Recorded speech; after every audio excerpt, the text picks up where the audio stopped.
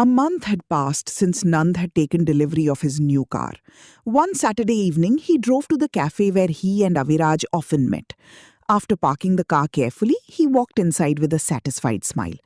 As soon as Aviraj saw him, he laughed. The waiter placed 2 cups of coffee on the table. Aviraj looked outside through the cafe window. "Tell me something. How long do you think you'll keep this car?" Nand thought for a moment. "If everything goes well, at least 10 years. "And how much did it cost you?" "A little over 8 lakh rupees. Aviraj nodded. "So you've trusted one company with 8 lakh rupees of for money?" Nand looked puzzled. "I bought a car.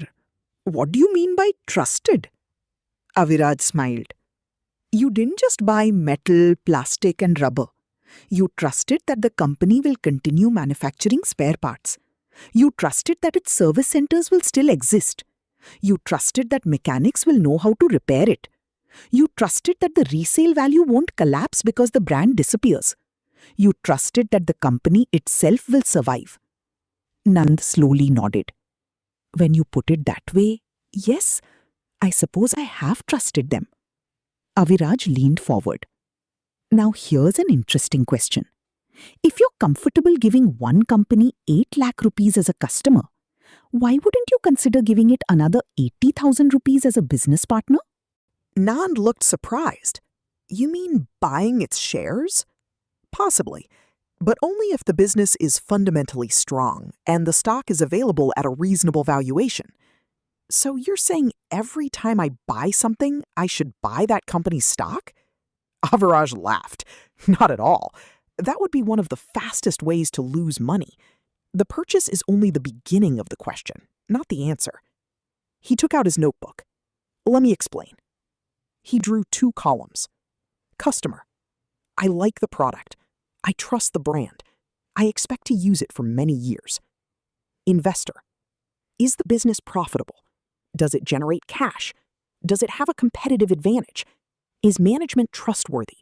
Is the stock reasonably priced? Only when both columns receive satisfactory answers do I even think about investing. Nand smiled. "So buying the product helps me discover businesses worth researching." "Exactly. It's an idea generation tool, not an investment strategy." Nand nodded. "That makes much more sense." Aviraj continued. "Let's look at a few examples." "You spent 8 lakh rupees on a car. You'll probably use it for 10 years.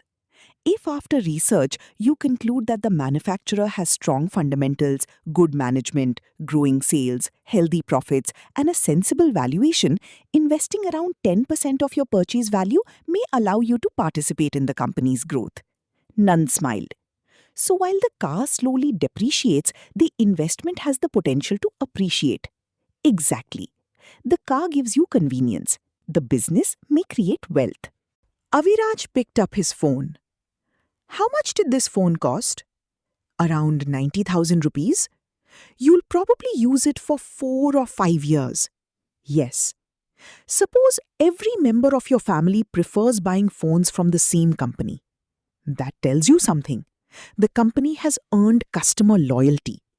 "But before investing, you'd still study whether profits are growing, whether competition is increasing, and whether the stock price already assumes perfect growth." Nand smiled. "So being a satisfied customer is useful, but it's not sufficient." "Exactly. When someone builds a house, they often spend 2 to 5 lakh rupees on paint. Yet many people never ask who manufactures it. If one company consistently dominates the market, has a trusted brand, strong distribution, and pricing power, it deserves further research. Again, not an automatic investment, but certainly worth investigating. Example 4. Air conditioners. If your office, your home, and your relatives all purchase air conditioners from the same manufacturer, that tells you the company has built trust. Then your next question should be, is this trust reflected in the business performance? Aviraj smiled. You keep your salary in one bank. You use its mobile app every day. You've trusted it with your savings. Wouldn't it be logical to spend a few hours understanding whether it is also a good business? Nand laughed. I've spent years using the bank without ever reading its annual report. Example 6. Insurance. You've bought a health insurance policy. You expect the insurer to remain financially strong for decades. If that's true, wouldn't you want to understand how the company earns money, how efficiently it manages claims, and whether it creates value for shareholders? Nand nodded. I never connected the two. Nand smiled. So instead of searching for thousands of companies, I can begin with businesses I already know. Exactly. Peter Lynch once popularized a similar way of thinking. Consumers often notice successful products before analysts notice improving financial numbers. But noticing the product is only the first step. The investment decision still depends on business quality and valuation. Aviraj then drew one final diagram. Step 1. Buy and use the product. Downward arrow. Step 2. Ask why people prefer this brand. Downward arrow. Step 3. Study the company's business model. Downward arrow. Step 4. Read the annual report and financial statements. Downward arrow. Step 5. Compare it with competitors. Downward arrow. Step 6. Decide whether the valuation provides an adequate margin of safety. Downward arrow. Step 7. Only then consider investing. Nand looked at the diagram carefully. I've always treated spending and investing as two completely separate activities. Aviraj smiled. That's how most people think. But your daily life can become your best source of investment ideas.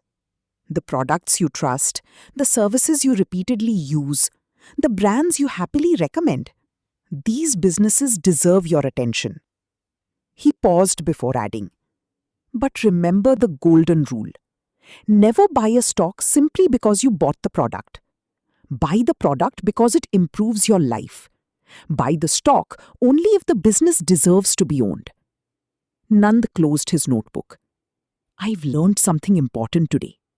Every purchase can become the beginning of research, but only disciplined research can become a successful investment. Aviraj smiled. And that's the difference between being a consumer and becoming a thoughtful investor. Thank you for watching this video. We hope Aviraj's 10% investment strategy encourages you to think like both a consumer and an investor, transforming everyday experiences into opportunities to identify exceptional businesses and build long-term wealth through disciplined research,